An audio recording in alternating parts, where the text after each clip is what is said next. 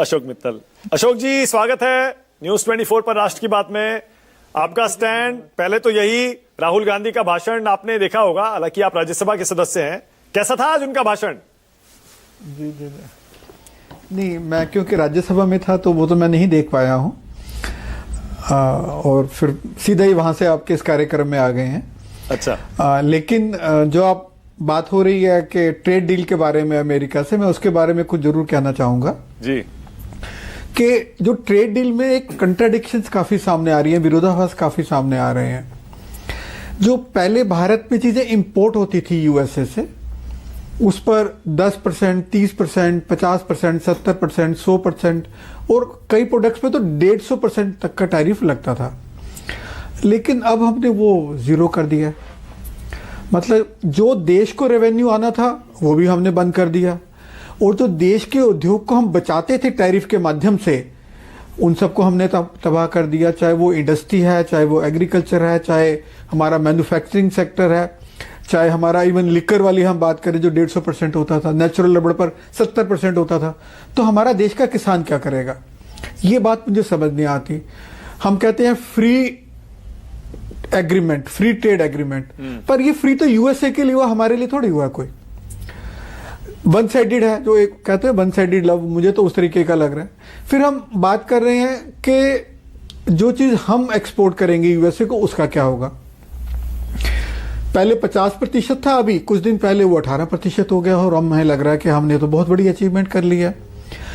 पर आज से 6 महीने पहले क्या था, वहां हमें देखना होगा कि जब 6 महीने पहले ये 25% लगने से पहले क्या टैरिफ लगता था भारत की एक्सपोर्ट पर जो यूएसए को होती थी।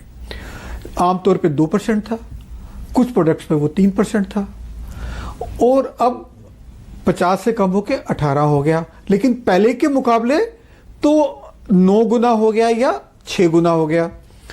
तो इसमें मुझे एक पुरानी मूवी थी आज का एमएलए राजेश खन्ना साहब, ट्रेड डील पर आपने अपनी बात कह दी। आप तो लॉ पढ़े हैं, आपने तो कानून की पढ़ाई की है।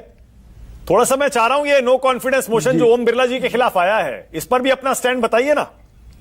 जी। और जब हटा नहीं पाएंगे उनको, देखिए तो उसके बारे में